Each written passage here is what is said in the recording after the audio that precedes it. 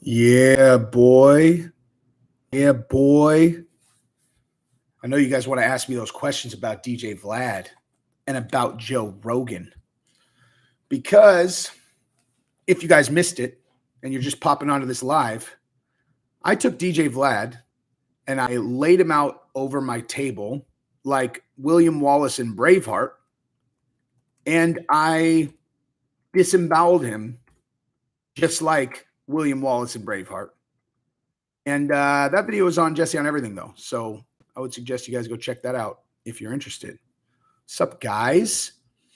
So fair warning, I didn't even think about it, but I'm in a hotel and my internet connection is not very good. So if this starts, getting shaky, let me know. Please let me know. But don't fuck with me. Only tell me if it's real. No way. There's a video of John Jones headbutting the car. No way. No fucking way. Hang on. Actually, let me do that on my phone so I don't suck up the bandwidth in this bitch. Hang on. No fucking way. All right, so you guys are going to get to see me see the John Jones arrest video for the first time. Because the thing, you know what's crazy that you guys 3 hour. Oh, here we go. All right, hang on. I'm watching this. Here, I'll turn it up so you guys can hear it. Shit, maybe you guys can see it. Actually, I'll watch it.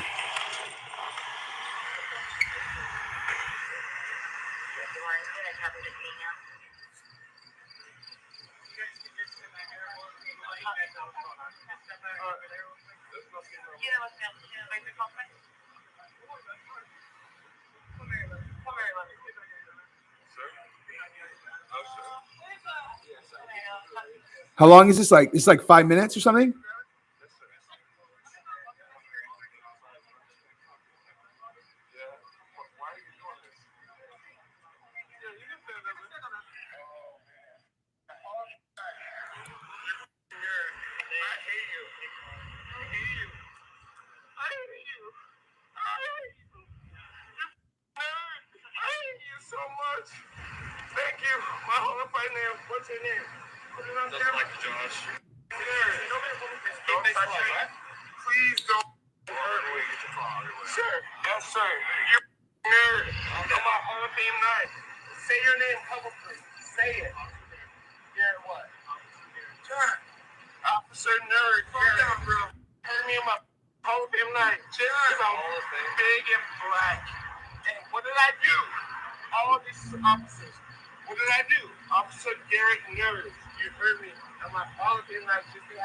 This actually plays into the DJ Vlad video a little bit.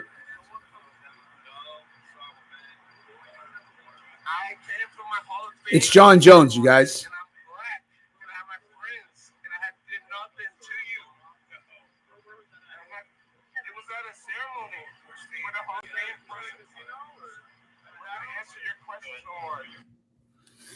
Jesus. Whoa.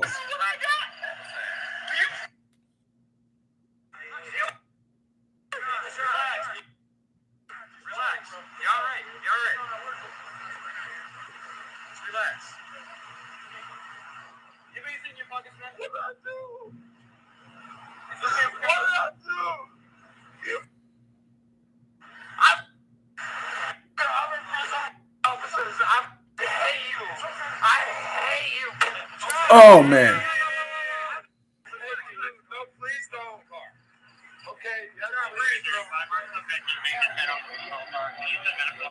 Jesus, man. Jesus. Booze is the devil, man. Booze is the fucking devil. I'm telling you, dude, like, as a person who has dealt with that feeling of being trapped on a substance before, I have always been incredibly grateful that booze doesn't do it for me, dude, because that is, I mean, fuck, man, I don't know, man. That's like booze turns you into the absolute worst version of yourself. I was gonna edit this. I was gonna edit the title of this video, but man, it's just the video. It's a video of John Jones getting arrested. It's a video of John Jones getting arrested. But he played the black card, so it plays right into the DJ Vlad video, kind of, not exactly, not a seamless transition, but we could definitely talk about DJ Vlad, because here's the thing. So, say, how many of you guys saw the video that I did about DJ Vlad and Joe Rogan on Jesse on Everything yesterday? Yes or no?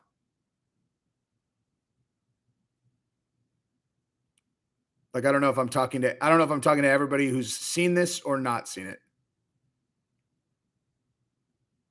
No, yes, no. Okay, so enough people haven't seen it. Okay, so check this out.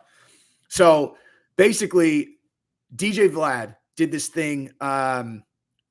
He did this thing where he's interviewing Michael Jai White, and they were talking. He brought up Rogan. DJ Vlad did. Here's the thing that I realized so I did like a 35-minute video about it yesterday on Jesse on Everything, which you should for sure watch if you haven't seen it. If you like watching me just, eviscerate people who fuck with Joe Rogan, you'll really like that one. But like, one thing I didn't bring up, so he brings it up and he's talking and DJ Vlad's a white dude, right? He's like a stone white dude. He's a Ukrainian. And he's acting like he's just appalled that Joe Rogan would use that word. It's disgusting. And Michael Jai White, a black dude, is buddies with Rogan. And so he's trying to have a conversation with DJ Vlad, and DJ Vlad literally just keeps cutting him off, just cuts him off over and over. He's like, no. You know what? He did copyright on my original video, but he'll probably do it again if I put it up here. But he keeps cutting him off, to the point where Michael Jai White is literally looking at him he's like, I'm going to go ahead and just pop this little fucker's head off of his neck, and I'm going to use his body as a receptacle that I can drink out of. He looks so pissed, but the guy has absolutely no self-awareness. He's just he's all, no, you never use that word, man. You never use that word, man. I've been doing this for 14 years. I've never once used that word. It's like, oh, that's what we're doing. That's what we're doing. It's the compare me to Rogan thing. I hang out with, I don't even know if he hangs out with black dudes. I can't believe they would think he's cool, because all he's doing is making money off of their stories. Corey Niet, thank you very much, sir. Thanks for being fast, consistent, straight to the point. Keep on keeping on. I will, and I appreciate that, my friend. So, Black Lives Matter, dude. There are two sides of that organization. It's like, if you want to be a white person that burns down a fucking Wendy's because you saw a video of a cop shooting a black guy with no context, you can take your fucking Black Lives Matter and beat it. If you're a black American who has experienced, cops fucking with you, or people that getting fucked with by the cops, or black guys getting shot, those are two completely different things. It's like, you could call it the same thing. It ain't the same thing. Just like if a black person is it really pisses me off when white people use the N-word, period. I don't care what their context is, pisses me off. Versus Vlad doing it. Versus fucking DJ Vlad doing it. Two completely different things. They're not the same fucking thing. And I guarantee you that Black Lives Matter is a perfect, because I guarantee you that DJ Vlad was Mr. waving the flag of Black Lives Matter. I guarantee it. I would bet my life on that. And he's a non-entity to me that I would never know that much about him. I guarantee you that he was Mr. Black Lives Matter. And you're like, hey, dude, so when you have these guys on, what's your primary goal with the interview? Actually, let me rewind. So what I realized after doing the video, for those of you guys who already saw it, was what I forgot to talk about was that it wasn't just about DJ Vlad trying to virtue signal to black dudes, David Lebrano, thank you very much, man. It's obviously an enormous virtue signal, but that's not all it was. I approached the video like he's the most bitch-made virtue signaling idiot of all time with no self-awareness. And what I realized afterwards is oh, he also thinks that he's like Joe Rogan. Like in his mind, he thinks that he's competition to Joe Rogan. Like that's how he sees himself. I didn't put it together until afterwards. And as soon as I did, I was like, oh, I'm right about that for sure. Like he thinks I do interviews with all these guys. I do a podcast. Joe Rogan does a podcast. He does interviews with all these guys. I interview famous people. He interviews famous people. We're basically the same. Like I should be getting clout like Joe Rogan. He actually thinks that what he does is the same as Rogan, which is fucking hilarious.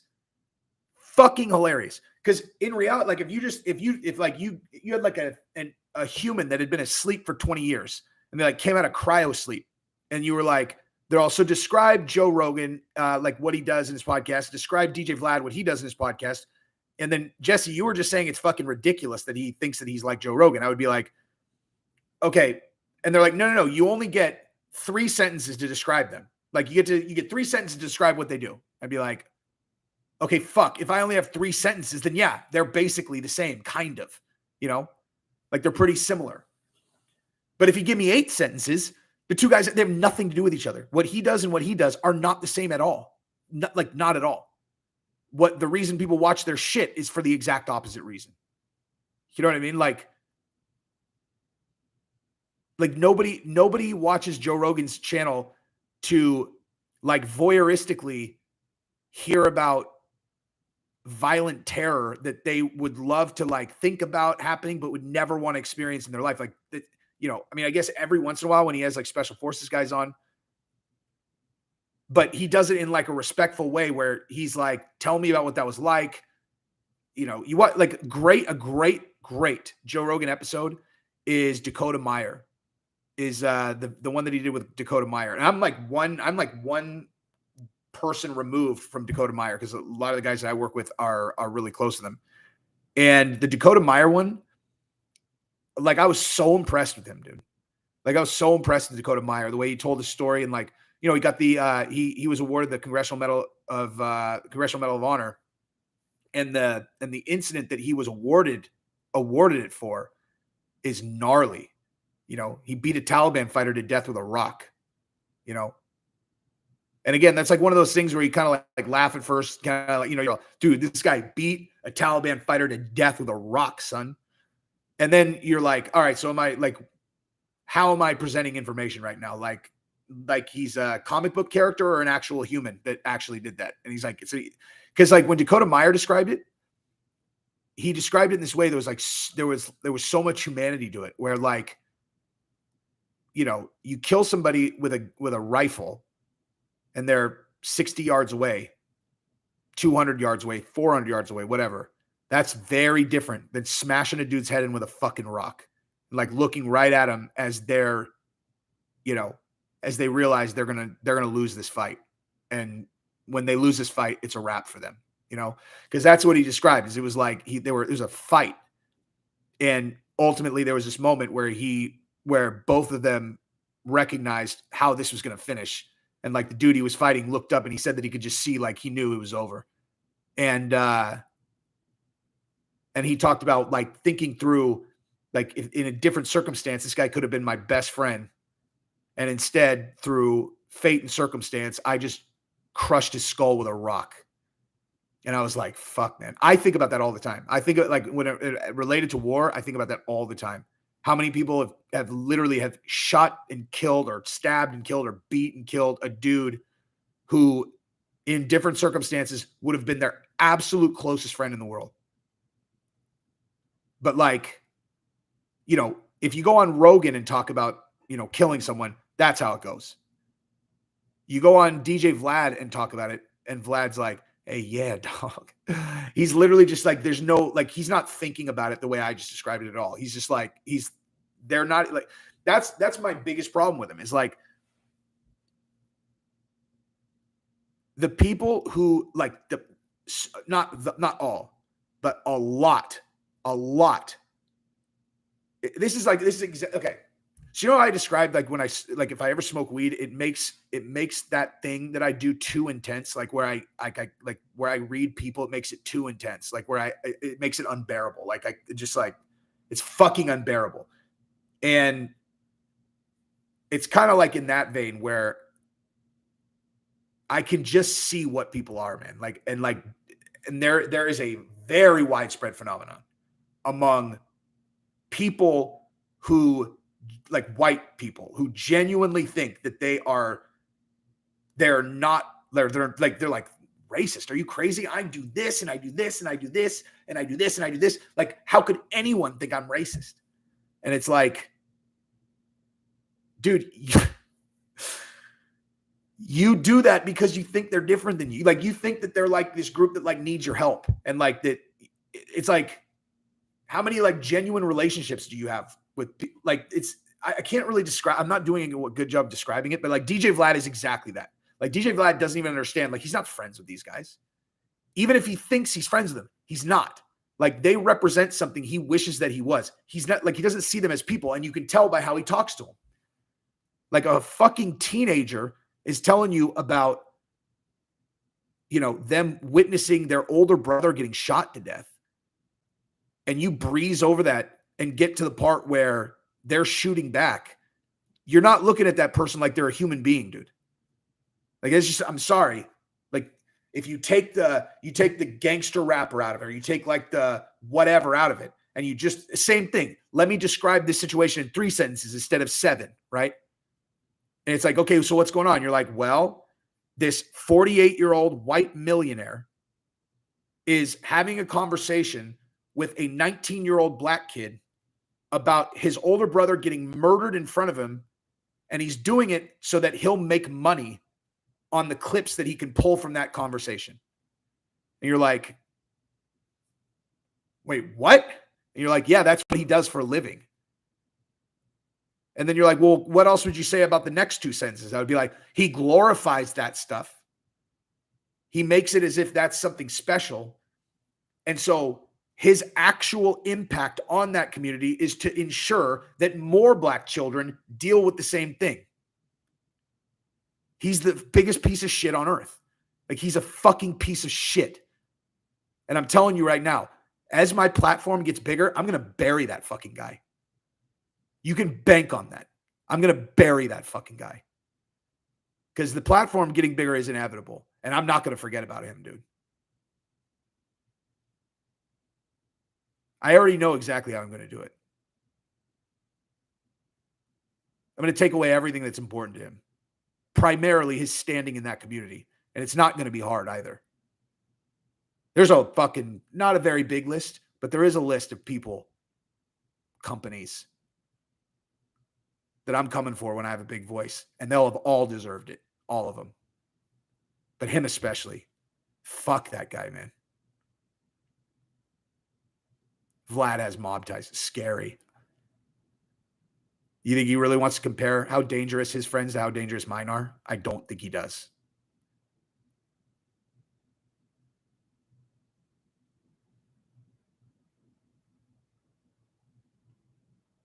It's easy to do research on who I hang out with. So, and by the way, you want to know about Vlad's mob ties? Vlad sued Rick Ross. Rick Ross slapped him around and he sued Rick Ross. That's another fucking hilarious thing, dude. Let me tell you that story. So Vlad, Mr. fucking, let's talk about your gangster shit, right? Like, oh, this gangster violence is cool. Let's talk about it, dude. You know, let's talk about it because, you know, I want to make money on it. Here's the thing. If you are a person who comes from an impoverished area where it's part of your, I mean, like, believe me, I completely understand the allure of joining a gang. Okay. Like, I'm sure that this is not going to come as a huge shock to you, but like, that is certainly something that I understand. Daniel Dominguez, thank you very much. Everybody likes the feeling of being dangerous. Like, who doesn't like the feeling of being dangerous? And especially when you're young. And there's very few things that are more dangerous than a large group of people who are willing to kill you. And you get to wear like your identifying insignia. It's like, whoa, those guys, he's with those guys. Like, that's it. Believe me, I get it. And if you lived that life and you went through because here's the thing, like, if you watch it on television, it might look, you know, and I'm not saying it's all bad or anything. I'm just saying that, like, if you live that life, you earn the right to talk about it, as if like you earn the right to profit from it if you're in a business where you can profit from it. If you're a gangster rapper, if you're a whatever, if you've actually gone through it, you've felt the fear of someone else potentially murdering you. You've seen someone get shot. You've had to do this shit yourself. And then you use your own life as a basis for storytelling or whatever, and you make money that way. That's all right because you earned it. Like that's your life. If you're a, if you're just like a 48-year-old white dude who's not even fucking adjacent to that life, and then you want to profit from that life. You want in, dude. You want to make all your shit about gangster shit and promoting gangster shit. All right. You've made that abundantly clear. That's what you want to do. You want to be in that because that's all you want to talk about. Well, now you get to live it that way then. Okay. Now, how he lived it was Rick Ross slapped him around. He fucking sued him for $3 million. He sued Rick Ross. Rick Ross slapped him around. He sued him. He won a couple $100,000.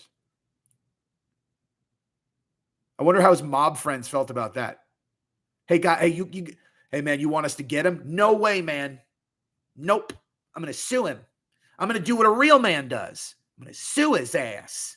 I'm going to sue his ass real quick. And you know what else? I'm not going to even let him on my show anymore. Hey, good luck with your career without DJ Vlad's platform, dude. Ooh, how you like that, apples? You ever see my subscriber count? 4.5 million, biggest platform on YouTube that interviews gang members and makes them talk about shooting people. And now it's closed off to you. Good luck with your life, Rick Ross. Oh, man, he's fucked, man. He's fucked without DJ Vlad. Fucking joke. Let me go back up. Mike Langley, thank you very much. Whose side Fabia is on would decide the beat. Yep. Well, he would make DJ Vlad feel tall for the first time. Coordinate, mob friends, cops. Yeah. Yep. John Camp, thank you very much. But yeah, so that's preface for him multiple times. I found out after I did the video, people send me other shit of him attacking Joe Rogan. You know, if he wants to talk about the misinformation stuff, he can be an idiot like everybody else, but that he's entitled to be that kind of idiot. But to think that he's standing on moral high ground when it comes to his impact on the black community versus Joe Rogan's is so fucking absurd that I couldn't let it slide. Like, I just couldn't even let it slide. It's like, bro, God, I mean, it's like a person who is like, he's like, I really want to, I just like the feeling of being outside lighting campfires. And you're like, yeah, but you know, it's kind of dangerous to do that because you just never know what's going to happen. He's all, no, I like it. I like it. And he lights a campfire and he burns the neighborhood down. And then the next day, somebody comes up and they're like, oh my gosh. They're like, someone burned the neighborhood down. He burned down the neighborhood. He's like, geez. He's like, the guy's lighting a cigarette and Vlad's all, Jesus, man. Look at that guy, you guys. He's lighting a cigarette. Look at that. He's lighting a cigarette. Look at his lack of fire safety. The guy doesn't have he has no concept of fire safety. It's unreal. You're like, bitch, you just burned this whole fucking neighborhood down. No, I didn't. Yeah, you did. No, I didn't. I did my campfire and I went inside. Yeah, and your campfire lit the fucking backyard on fire and that burned down the whole neighborhood, just like everybody told you it would. I don't think that's real. And listen, you know, if something like that happened, that's not my fault. But a guy who lights a cigarette and spreads misinformation, he's got to go. He's got to go because I've got mob ties and my mob ties will make him go. You want to know what happened if he told his mob friends about me? They'd be like, show him to us. They'd go to my channel. They'd be like, I kind of like this guy better than you. So fuck you, you pussy. Handle your own shit, you little baby. He doesn't look like he's going to call his friends. Go handle it like a man, dude. Come on, dude. You're 48. You're kind of like, you know, you look like you know how to fight, DJ Vlad. He doesn't look like that big of a handful. He looks like he'd be easy to fight. Go get him, DJ Vlad. Go get him.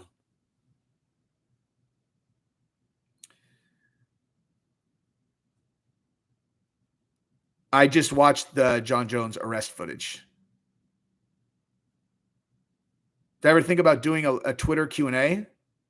I mean, why would I do a Twitter Q&A? Like, is that better than here for some reason? I kind of do that here.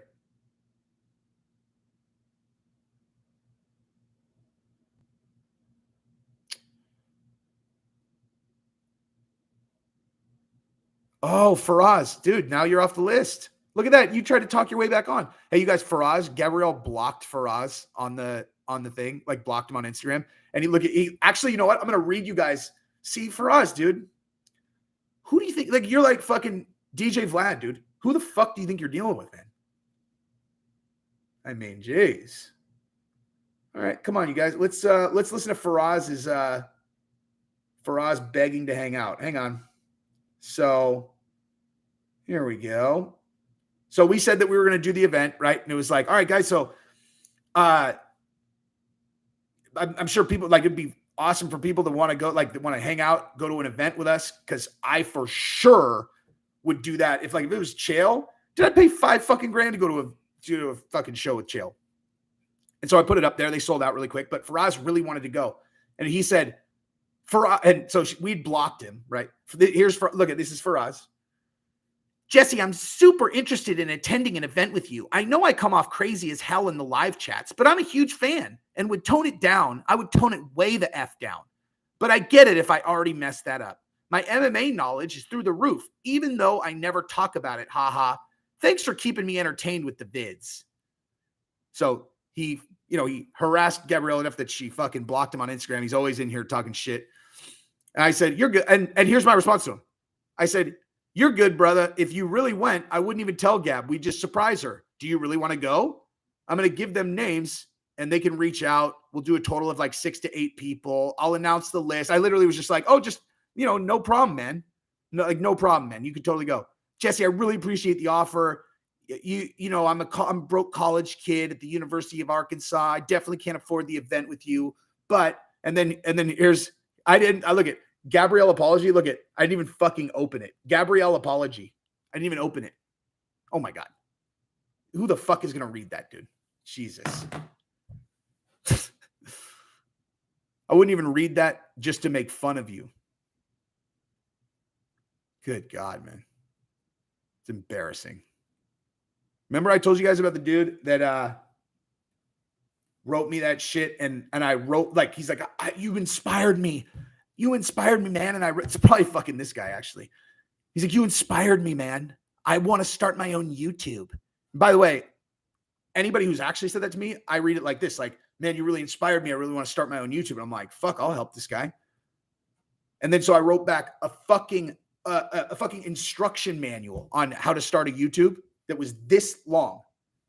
And this fucking retard skipped the first, because, he just saw the last 4 sentences and then took them completely out of context. Like someone who's selective editing, and then never went to read the rest of it that would have set up why I said the thing I said. And then he just fucking talked shit for literally, I don't even know, 90 minutes. And then eventually he went up and read it. He's like, oh my God, I'm so sorry. Just like Faraz, dude. That's why I think it's actually him. If this is Faraz, if it's the same person, he looks like the dude that pranked Tai Tuivasa. You guys, have you guys seen that? Please tell me you guys have seen that, dude. Please tell me you guys have seen that. The guy who catfished Tai Tuivasa is the fucking funniest thing ever, dude. Hang on, let me see if I can find it. It is so funny. This is worth me finding it. Because Tai Tuivasa is talking, he thinks he's talking to this girl, and it's like some girl who looks smoking on Twitter or Tinder or whatever. And he gets on the phone and it's, oh my God, I'm not going to be able to find this anime. That is really, really upsetting. Fuck. I don't know. You guys go find it. It's hilarious. Faraz, you are done for the day. Bye-bye. What's up, Tara? We always call you out, Tara. I would call out your dude too. I don't want to look like you're the only person in this relationship, but I don't know his name, and I don't know if he's on at the same time. What do I think to wait? What you think to Covington say is Dustin Poirier's daughter? What? Covington said he's Dustin's daughter's dad. Ridiculous and completely impossible. I had not a great flight because I had a connection and the first one was delayed. I had a 55-minute connection. My first flight got delayed 45 minutes. So I thought for sure the whole time I thought I was going to miss my connection, and I was like wigging out, but then I made it. Thank God. Can I adjust my skin tone? I can with spray tan. But also, given the context of the DJ Vlad video that I did yesterday and the one I was talking about today, I wanted to make sure I looked as fucking white as possible. It's like, dude, if you're going to be talking about how white people should handle shit, then make sure you're the whitest version of yourself ever.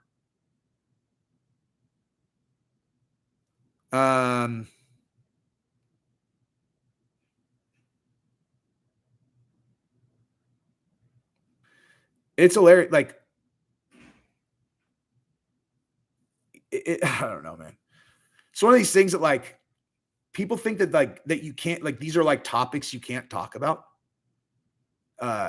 You can, as long as you're a genuine person who's thinking about other people. Like, the shit's not that hard. The thing is, you have to actually be thinking about other people. Like DJ Vlad's like, no, it's never okay, man. It's never okay, man. You can't do it. You can never say it, man. And you know why it's never okay? Because I never did it. And you're like, oh, so what you're actually doing is you're saying things, but you're thinking about yourself. See, I can pick them out every time, dude. You're just thinking about yourself, man. Like, you're just thinking about yourself. So if you're actually thinking about other people, you can talk about whichever you want. Shiz, what's up, man? Thank you, sir. I respect your honesty. I think Hamza Chimaev will run over Izzy in the middleweight division easily. I think that is a nightmare. Oh my God. Faraz is now emailing me. I got to block him on there. Here, I'm going to read his shit. Why would you read emails out loud? That's dirty. I told you I'm broke, blah, blah, blah, blah. I did it because you got on and said, don't fall for Jesse's scams. Who the fuck do you think you're dealing with? Bro, you're a racist.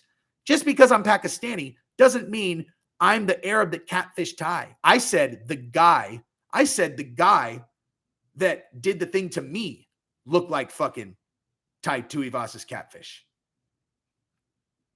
But you're blocked, so bye-bye. Keep sending those emails to the netherworld. Oh, bye-bye. Oh, that's the first time I've ever blocked anyone. Like, normally I would just, boo, boo, boo. But instead, I'll let him watch, and he just can't deal. He can't say anything. He said, why would you read my shit out loud? I mean, I don't know. I feel like one of us started that. But you can come find me if you got a real problem, dude. Not that hard to find. Michael Otero, thank you very much. And I'll just plug this, you guys. This is why you need IP Vanish. Because even though, Faraz is a moron, you just never know, dude. He might be able to get your data. Now, when it comes to me, I could give you my address. That would be a very poor decision to check my address. Unless you got 50 people with you.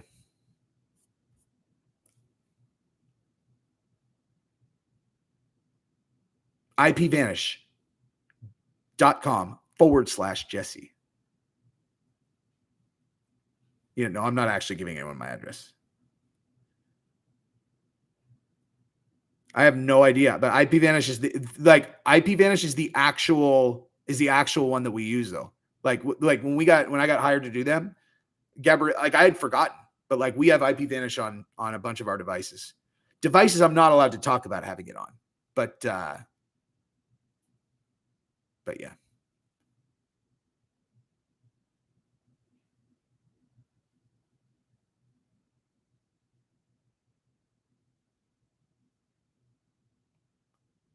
My take on Jean-Luc getting Epstein. Oh, man. How do you guys always trap me into these? I actually do have a new theory on Epstein. I can't believe I'm going to do this. Actually, no, I'm not.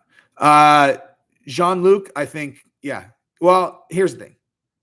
It is not impossible that he hung himself, dude. Jail is like, especially for a person like that, to go into jail and then know that he's staying there.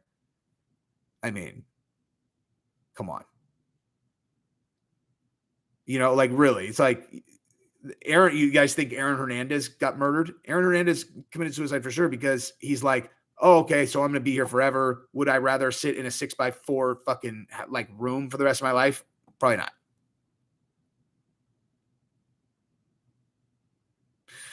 Okay, I'll say it. So, you know,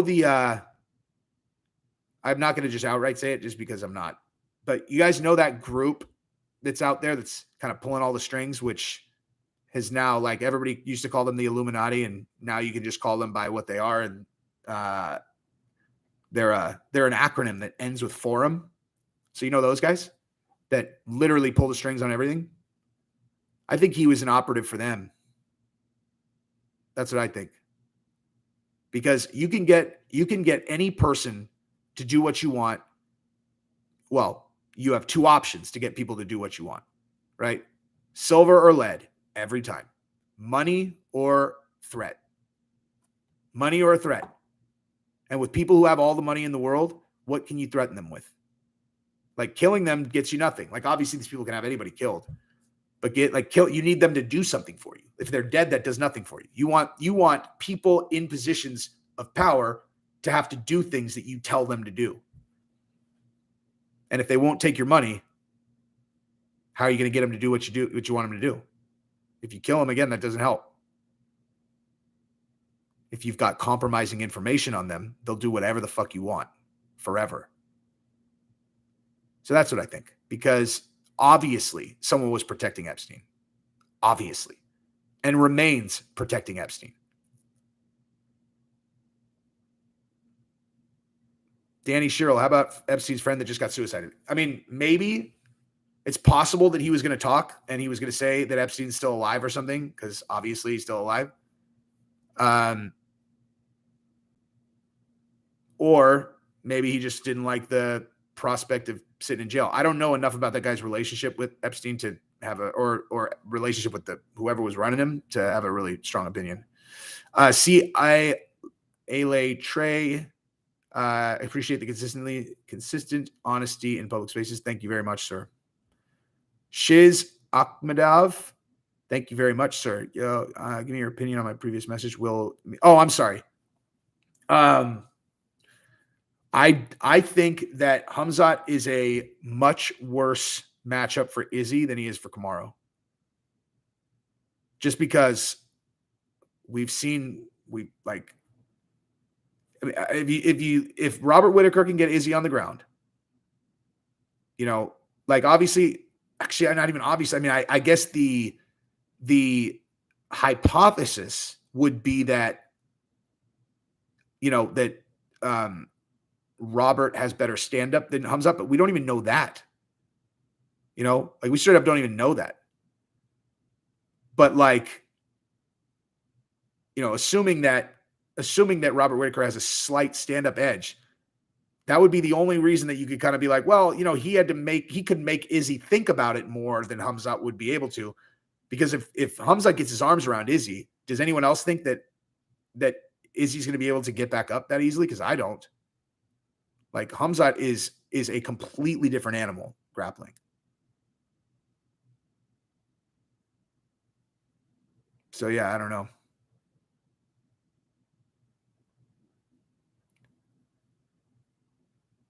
World Economic Forum is who I'm talking about. But that's like a group of them. Is, you know, they're all part of the World Economic Forum. I don't think that they, as a group, like as the World Economic Forum, are running operatives like Jeffrey Epstein. I think that there are people in the World Economic Forum that might have been. That's what you're looking at in Canada now. They have to they're going to crush anyone that was involved in that. Like they have to set an example. DJ Vlad exploits gangsters and mafia guys. Yeah, here's okay. So I don't have a problem with him talking to the mafia guys about that stuff. And the reason is very simple. The mafia guys are like old men. They're like old men. They're not like their peers are old enough to be making their own decisions. Like there aren't a bunch of 15-year-olds that are idolizing, Sammy the Bull or whatever. You know what I mean? Like they idolize 21-year-old rappers. Do you know what I'm saying? Like, I don't care if fucking DJ Vlad wants to interview. I mean, I know that's self-serving because I've interviewed Sammy the Bull, but to me, that's a totally different thing, dude. That is a totally different thing. Here's the other thing. Those guys, the reason they're famous is because they're gangsters. Like that's what they are. Like the reason you know their name is they were mafia guys. Like these guys are musicians. Why are you talking about murdering people or getting murdered? Especially when and I don't know, dude, it's not the same thing.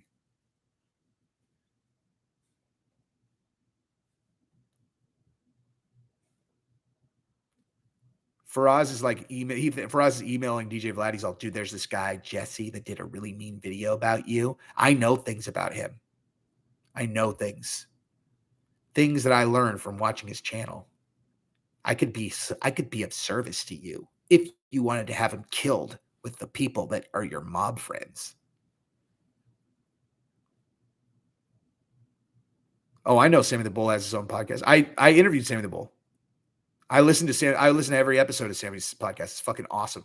I actually heard the first episode of the podcast before it was even released. Like that was when I went out there, they played that first episode. So I actually heard it with all the sound. He had been doing videos where he just talking about his life, but the podcast hadn't come out.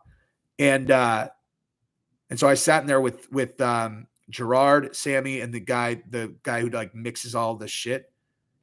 And I was like, oh my God, this is going to be a fucking grand slam, man.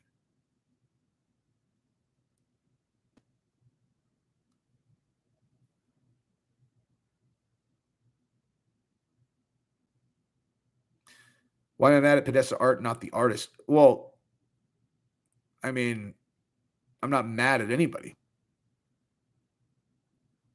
I haven't watched that Sammy and Michael Beef video because it looks ginned up.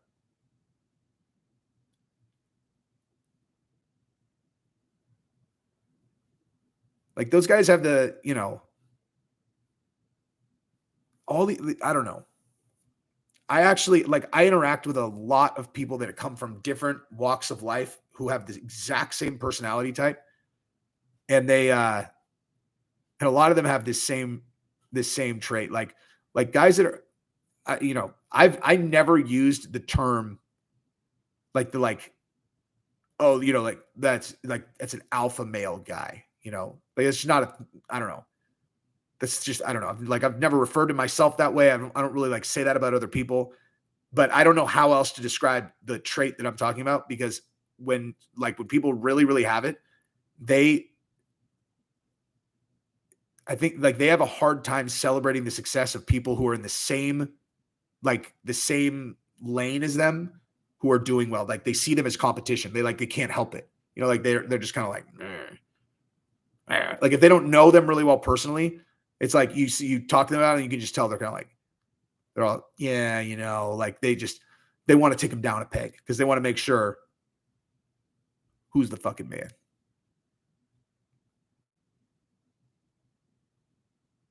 They're all liars. Jesse, you're wrong. You're lost. Who are all liars? That makes me want to scroll up, bro. All those rappers and DJs are all in act. Oh. Well, maybe some of them are. I'll tell you right now, the ones that I picked out to put the clips in are 100% not. You think I can't pick those guys out? The reason I picked them is because as they're getting interviewed, they like broke down emotionally, like they were definitely 100% telling the truth. And again, that's why it pissed me off so much. I haven't watched the interview Bryce Mitchell did on Ariel Helwani's show. The only part of it that I saw was where he said that the government's been staging the mass shootings because they want an excuse to take our assault rifles. And then when Ariel asked him why they haven't done it, he said because they can't. I mean, here's the thing. I just don't really give a shit what anyone thinks, like if he thinks that the government's doing that, who cares? And like, if this person thinks that, like, the only things I care about are things that are going to impact like my life or the way that we structure society. You know what I mean? Oh, Will Page hit me up. My boy is my artist. Wait, hang on. Ooh. Oh shit. Wait, hang on. Slogan ideas. He's doing my merch. Oh, sorry. Shiz. Thank you very much. You can disagree with me, but I know one MMA fighter who will get rid of Jake Paul in boxing. That's Kamaru Usman. Just boxing. I mean, my thoughts are that fight will never happen. Absolutely never. Because Kamaru is in a big dick long-term contract. He's locked in. He's locked in forever. He's getting paid, but he's locked in. He's not fighting Jake Paul. I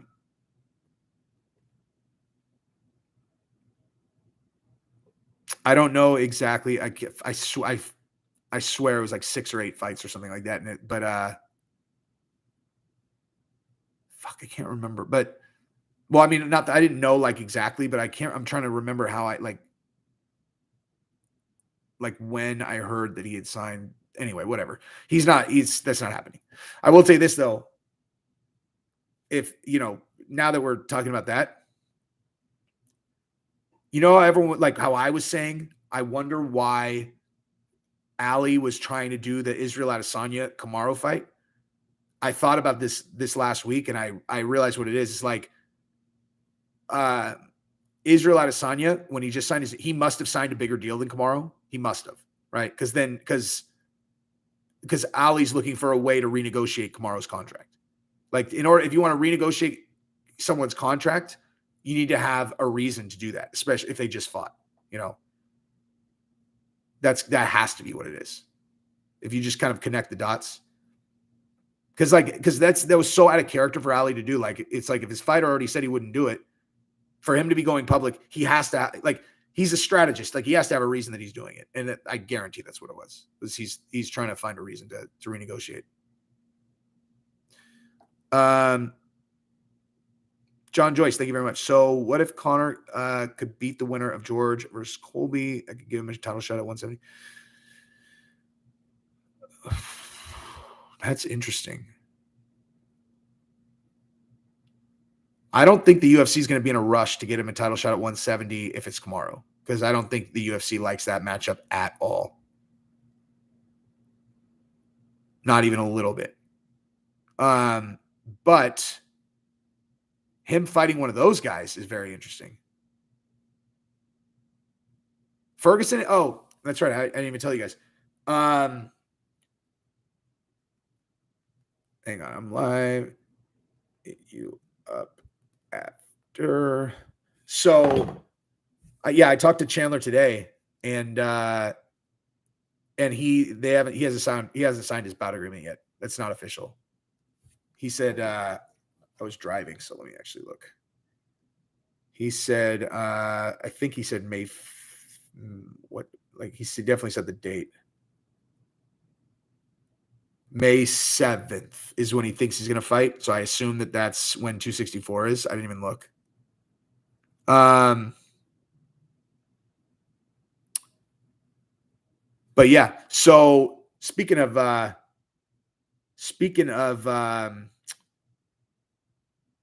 what Faraz is talking about, like ticket packages.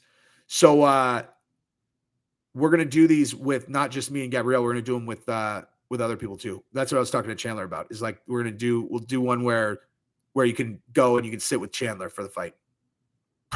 Be a little more expensive than sitting with me probably, but I mean, I would do it. I might do it actually. But you get to go hang out with Chandler, go to the fights with him, sit in his section. Be fucking awesome.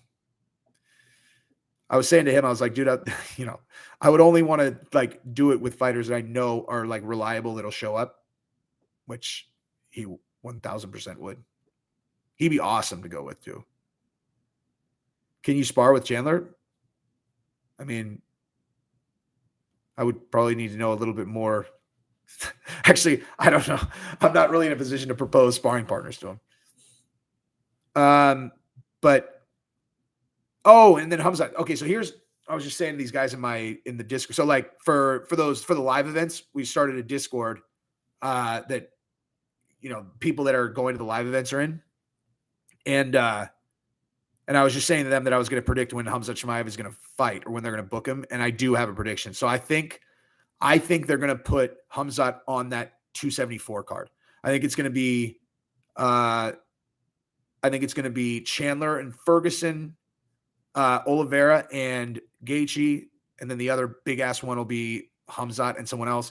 I'm just saying that because like I said, the UFC, they make their nut on like 4 really big fights a year, like 4 really big events.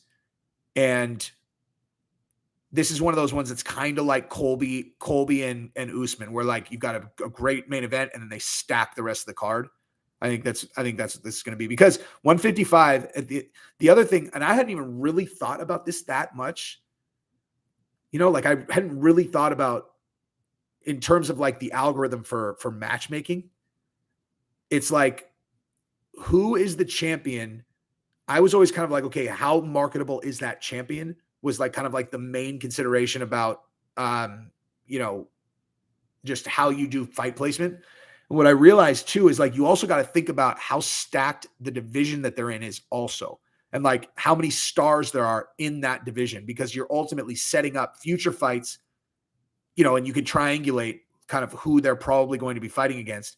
And you want to put big undercards underneath fighters, underneath champions who have a stacked division, because you want to get as many eyeballs on them as possible, because that's going to help you sell as many pay-per-views as possible when you match that, champion up with whoever the star is. Shiz Afganov or Akhmedov, thank you very much. I'm a fan, and I need to know, I assume, if Kamaru fought Jake Paul in boxing, Jake will get sent into another dimension. Agree.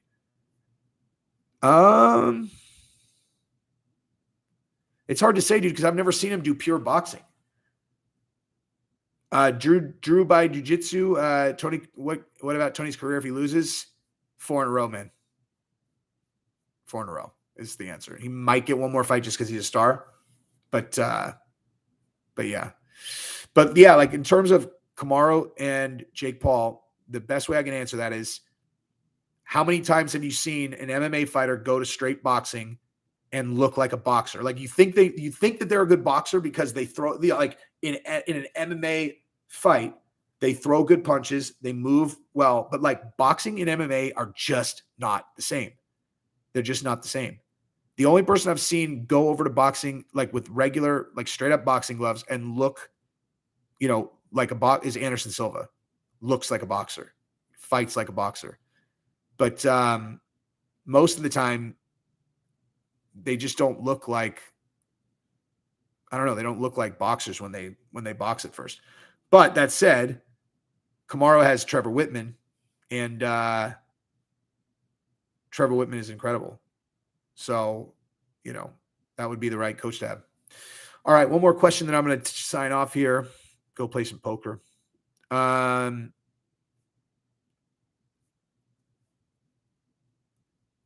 Let's see.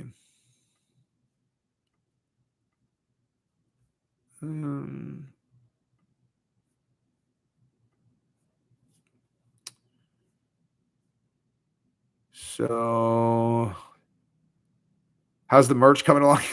That's what I was talking to my guy over here about. Let's see. What does he think? Oh, sorry, phone. Let me see it. And I setting up WhatsApp again. Oh, I'll talk to you after.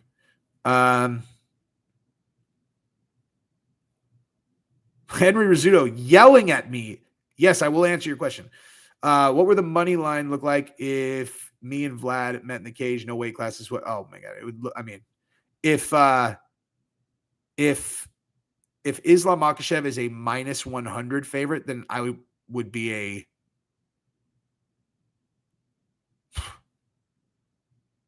I mean, I don't know. What are the odds that you put where it's like, okay, well, the only way the guy could win is if the other guy throws a kick, misplaces it, and breaks his leg on his knee. Like, the only way he could lose is if he accidentally kicks a part of his body that's so hard and pointy that he snaps, and not just a broken leg, but like a shattered leg. That would basically be his chance of winning, is if I kicked something and I broke my own leg. So whatever the odds are on that.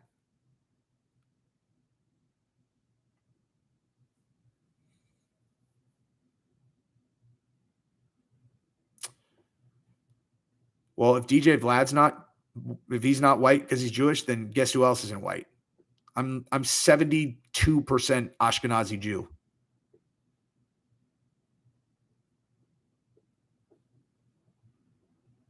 Not practicing, but genetically, I mean, ethnically or whatever. It's interesting. You could look up which group has the highest IQ too, per capita, according to studies.